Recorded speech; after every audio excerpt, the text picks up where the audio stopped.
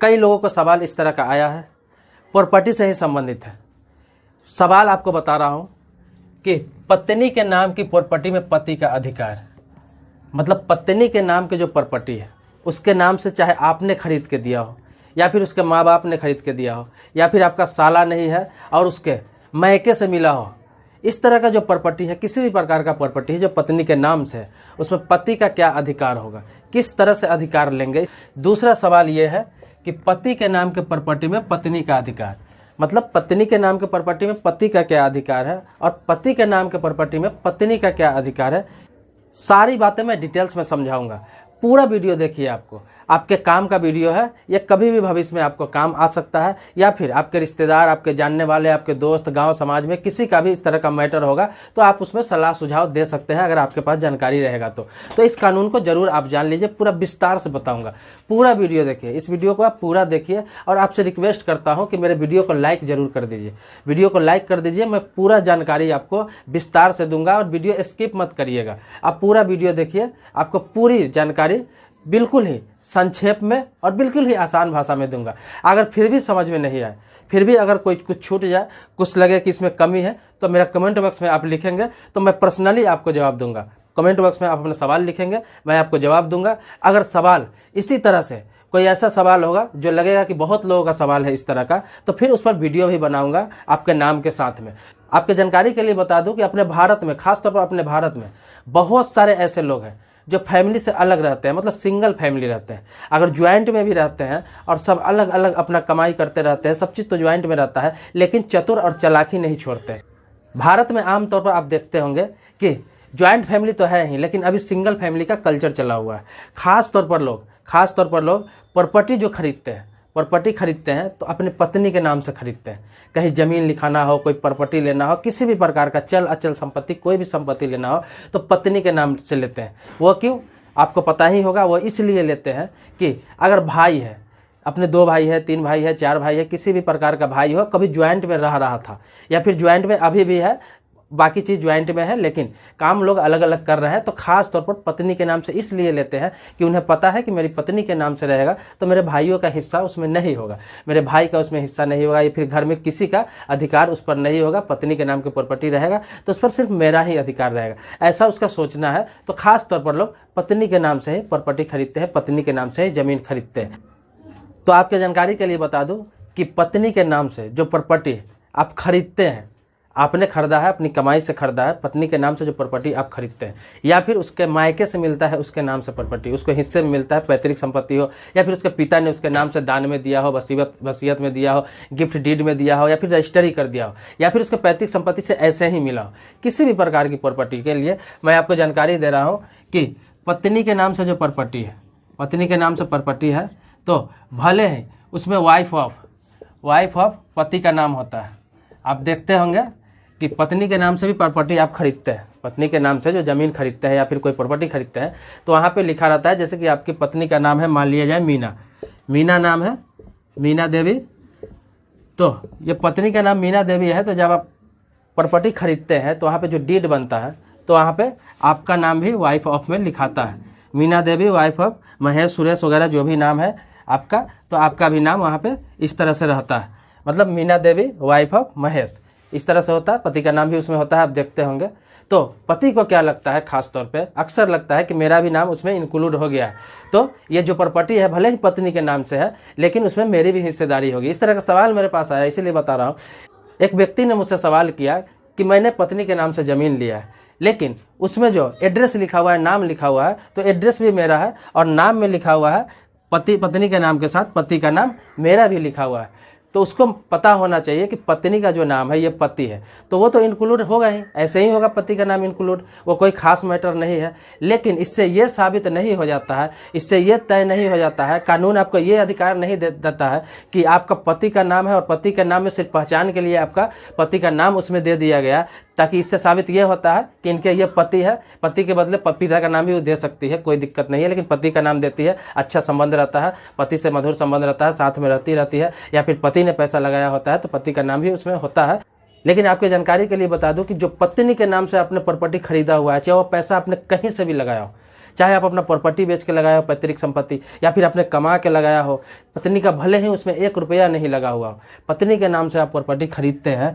तो वो सिर्फ पत्नी का ही होता है। मतलब कि वो प्रॉपर्टी जो है उसमें पति का किसी भी प्रकार से हक नहीं होता है, किसी भी प्रकार से, भले ही वाइफ ऑफ में पति का नाम हो या फिर डॉटर ऑफ में पिता का नाम हो। ये तो पिता या पति का नाम सिर्फ पहचान के लिए दिया जाता है। जैसे आपका नाम अगर महेश है तो आप कहीं पर भी कुछ भी लिखाते हैं तो उसमें पहचान के लिए पिता का नाम लिखाता है। जैसे आप बैंक में भी अकाउंट खुलाते होंगे या फिर अपना आधार कार्ड, पहचान पत्र कहीं भी देखते होंगे तो वहाँ पे लिखा रहता है कि महेश सन ऑफ राजनारायण, राम नारायण, सुरेश, फलाना ढिमका, जो भी नाम है वो पिता का नाम इस तरह से इंक्लूड किया जाता है। इससे ये साबित नहीं हो जाता है कि पिता भी इसमें इंक्लूड है, पिता का भी पहचान पत्र यही काम आएगा, सिर्फ पहचान के लिए नाम होता है। तो इसी तरह से आप कोई ज़मीन खरीदते हैं, कोई ज़मीन रजिस्ट्री कराते हैं, कोई प्रॉपर्टी रजिस्ट्री कराते हैं पत्नी के नाम से, तो पति का नाम सिर्फ पहचान के लिए होता है कि इनकी ये पत्नी है। इससे ये नहीं होता है कि आपका उसमें अधिकार हो गया। हाँ, आपका मधुर संबंध है, पत्नी से अच्छा संबंध है, तब तक उसका यूज कर सकते हो, आप फील कर सकते हो, मतलब एहसास कर सकते हो अपने आप में कि मेरी प्रॉपर्टी है। लेकिन जिस दिन आपका पत्नी से संबंध खराब हो जाए किसी कारण से, वो आपसे डाइवोर्स मांगे या फिर आपके साथ नहीं रहना चाहे या फिर वो मायके में रहना चाहे, या फिर कल होके आपको ये भी कह सकती है, अगर उसके नाम से करोड़ों का प्रॉपर्टी आपने कर दिया तो कल होके वो ये भी कह सकती है कि मैं आपके साथ नहीं रहूंगी, मैं आपके साथ नहीं रहना चाहती हूँ। इस अवस्था में आप चाहेंगे कि उस प्रॉपर्टी में मैं अधिकार ले लूँ या फिर वो प्रॉपर्टी कब्जा कर लूँ, तो आप किसी भी कीमत पर वो प्रॉपर्टी हासिल नहीं कर पाएंगे। किसी भी कीमत पर, किसी भी हिसाब से, चाहे आप सुप्रीम कोर्ट तक चले जाए, उसमें आपका 1 रुपया का अधिकार नहीं होगा, 1 रुपया का अधिकार नहीं मिलेगा। अब आप पूछेंगे कि पत्नी के नाम के प्रॉपर्टी में पति का अधिकार अगर नहीं है तो किसका अधिकार है? अगर पति का अधिकार नहीं है तो इस हिसाब से तो आप जानते हैं कि उसका ससुर का, देवर का, इस सभी का तो कोई कभी जिंदगी में हक हो ही नहीं सकता है। किसी भी प्रकार से दूर दूर तक कोई अधिकार नहीं हो सकता है। जब पति का ही अधिकार नहीं है तो उसके परिवार वालों को अधिकार कहाँ से होगा? तो आप पूछेंगे किसका अधिकार होगा? यह भी सवाल मन में उठता होगा कि अगर पत्नी के नाम से प्रॉपर्टी है तो किसी न किसी का तो हक उसमें होगा है, किसी के न किसी का हिस्सेदारी या फिर अधिकार होना चाहिए। तो आपके जानकारी के लिए बता दूं कि पत्नी के नाम के जो प्रॉपर्टी है उसमें सीधा सीधा उसके बच्चों का अधिकार होगा। मतलब आपके बेटे हैं, बेटी है, या फिर जो भी संतान है आपसे, उस पत्नी से और आपसे जो भी संतान है उसका अधिकार उस प्रॉपर्टी में होगा। लेकिन अगर आप फिर दूसरी पत्नी से आपके कोई संतान है तो फिर उस प्रॉपर्टी में दूसरी पत्नी के संतान का अधिकार नहीं होगा। उस पत्नी से, मतलब जिसके नाम से प्रॉपर्टी है, उससे अगर कोई संतान है तो उसका सीधा उसमें अधिकार होगा। इसके ना रहने के बाद वो बच्चे उस प्रॉपर्टी का बांट सकते हैं। अब आ जाते हैं दूसरे मैटर पर कि पति के नाम की प्रॉपर्टी में पत्नी का अधिकार। आपने तो जान लिया पत्नी के नाम के प्रॉपर्टी में पति का अधिकार, अब जानिए पति के नाम के प्रॉपर्टी में पत्नी का अधिकार। तो इसमें भी मैंने जो बताया, ये जो कि पत्नी के नाम के प्रॉपर्टी में पति का क्या अधिकार है, इसी तरह से सेम कंडीशन है पति के नाम के प्रॉपर्टी में पत्नी का अधिकार। पति के नाम के प्रॉपर्टी में भी पत्नी का कोई अधिकार नहीं है। ये आपके जानकारी के लिए बता रहा हूँ, बहुत ही विशेष बात है, बहुत लोगों को यह चीज़ मालूम नहीं है। पति के नाम के प्रॉपर्टी में, पति जो अपने नाम से प्रॉपर्टी खरीदा हुआ है, तो उसमें पत्नी का कोई अधिकार नहीं है। भले ही, यहाँ भी इंक्लूड कर देता हूँ एक बात, भले ही उसको दहेज में पैसा मिला हो, उस पैसे से खरीदा हो, या फिर ससुराल से ही पैसा मिला हो, उस पैसे से खरीदा हो, लेकिन उसके नाम से अपने खरीदा हो, या फिर कहीं से पैसा लाया हो, कोई भी, जिस तरह से इसमें कंडीशन लागू होता है उसी तरह से इसमें कंडीशन लगा होता है। वो पैसा कहीं से भी आया हो, उससे मतलब नहीं है। लेकिन पति के नाम से जो प्रॉपर्टी हो गया, उसके नाम से मोटेशन होकर उसके नाम से रिसिप्ट कट रहा है, मतलब कि वो प्रॉपर्टी उसके नाम से है, तो उसमें पत्नी का कोई अधिकार नहीं है। तो अब आप पूछेंगे कि पत्नी का अधिकार नहीं है तो किसका अधिकार है? तो इसमें भी सेम कंडीशन है कि बच्चे का अधिकार है, सीधा सीधा बच्चे का अधिकार है। पति के न रहने के बाद बच्चे का सीधा सीधा उसमें अधिकार हो जाता है इसी प्रकार से। लेकिन यहाँ पे मैं आपको बता दूं कि यहाँ पे ये कंडीशन है कि अगर वो व्यक्ति 2 शादी करता है या फिर जो भी शादी करता है तो उससे भी संतान होगा, उसका भी अधिकार इसमें होगा। मतलब कि वहाँ मैं आपको बताया कि उस पत्नी का जो संतान होगा उसके प्रॉपर्टी में सिर्फ उसी का अधिकार होगा। लेकिन यहाँ जो पति के नाम से प्रॉपर्टी है, लेकिन इसके द्वारा किसी भी पत्नी से संतान होगा, सबका अधिकार उसमें होगा, चाहे दूसरी पत्नी से हो, तीसरी पत्नी से हो, कोई भी पत्नी से होगा, सबका अधिकार उस प्रॉपर्टी में होगा। पति के नाम के प्रॉपर्टी में उसकी जितनी पत्नियां हैं सबके बच्चे का अधिकार होगा। लेकिन पत्नी के नाम के प्रॉपर्टी में सिर्फ जो पत्नी के बच्चे हैं उसी का अधिकार होगा। अगर दूसरी पत्नी के नाम से अलग प्रॉपर्टी है तो फिर सिर्फ उसी के बच्चे का अधिकार होगा, और पति के नाम की जो प्रॉपर्टी है उसमें सारे बच्चे का अधिकार होगा। अब सवाल उठता है कि पति के नाम की प्रॉपर्टी में पत्नी का अधिकार नहीं है, लेकिन जब डाइवोर्स वाली कभी स्थिति हो गई, दोनों अलग अलग रहने लगे, तलाक वाली स्थिति हो गई, दोनों में अनबन हो गया, नहीं पट रहा है, दोनों अलग अलग रह रहा है, उस स्थिति में पत्नी कहाँ जाएगी? उसका भरण पोषण कौन करेगा? उससे जो नाबालिग अभी बच्चा है उसका देखरेख कौन करेगा? तो इसके लिए भी कानून बना हुआ है। इसके लिए भी कानून में प्रावधान है कि पति के प्रॉपर्टी में पत्नी का अधिकार तो सीधा सीधा नहीं है, लेकिन अगर उससे डाइवोर्स होता है, अगर वो पति के साथ कभी नहीं रहना चाहती है या फिर पति उसके साथ नहीं रहना चाहता है, किसी कंडीशन में कोई मुकदमा चल रहा है, दोनों अलग अलग रह रहे हैं, या फिर तलाक का कोई मुकदमा चल रहा है, या फिर बिना तलाक के दोनों अलग अलग रह रहे हैं लेकिन दोनों साथ में नहीं रह रहे हैं, अलग अलग रह रहे हैं लेकिन तलाक हुआ नहीं है, किसी भी स्थिति में, मतलब ये तो मैं एग्जांपल दे रहा हूँ, लेकिन किसी भी स्थिति में पति पत्नी में अनबन है, साथ में नहीं रह रहा है, तो जब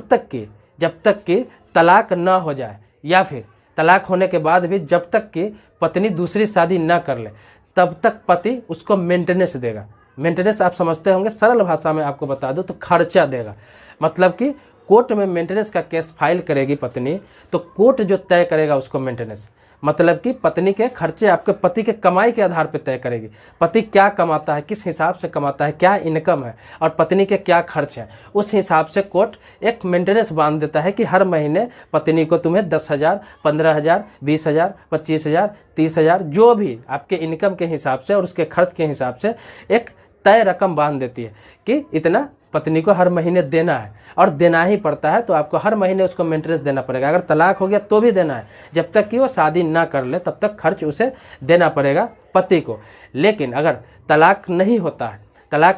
है फिर भी वो आपके साथ नहीं रहना चाहती है, तो भी जीवन भर उसको मेंटेनेंस देना पड़ेगा। लेकिन जब वो शादी कर लेती है, वो पत्नी आपकी जो तलाकशुदा है या फिर किसी भी स्थिति में वो दूसरी शादी कर लेती है, उस दिन से आपका मेंटेनेंस देना बंद हो जाता है। रही बच्चे की बात, लेकिन वो जो बच्चे हैं वो आपके साथ रहे अथवा न रहे, किसी भी परिस्थिति में जब आप नहीं रहेंगे इस दुनिया में, जब आप स्वर्गवास हो जाएगा, तो उस स्थिति में वह बच्चे इस प्रॉपर्टी का उत्तराधिकार कहलाएंगे डायरेक्ट। तो दोस्तों बहुत ही विस्तार से एक एक पॉइंट मैंने आपको बताया, बहुत ही विस्तार से ये बातें बता दी। मुझे लगता है हर चीज़ आप समझ गए होंगे, इस दोनों सवाल का हर एक पहलू आप समझ गए होंगे, एक एक पहलू का मैंने बताया। तो इसी तरह का कुछ नई जानकारी चाहिए, प्रॉपर्टी से संबंधित, कोई भी सिविल कानून से संबंधित कोई और नया जानकारी चाहिए, तो मैंने बताया आपको कि कमेंट बॉक्स में लिखे, संभव होगा तो मैं वहाँ पे जवाब दूंगा। अगर लगेगा कि इस तरह का सवाल बहुत ज़्यादा आ रहे हैं, आपके अलावा भी 4-5 सवाल अगर एक तरह के आते हैं, तो मैं इसी तरह से वीडियो बनाऊंगा ताकि सबको समझ में आ जाए। आपने मेरा चैनल सब्सक्राइब नहीं किया है तो सब्सक्राइब कर ले, सामने अगर लाल बटन दिख रहा है तो उसको दबा के काला कर दे, मतलब कि वो सब्सक्राइब हो जाता है। लेकिन काला पहले से दिख रहा है, आपने सब्सक्राइब कर रखा है तो उसको छूने की आवश्यकता नहीं है। तो दोस्तों मिलते हैं फिर नेक्स्ट वीडियो में, तब तक के लिए धन्यवाद, शुक्रिया।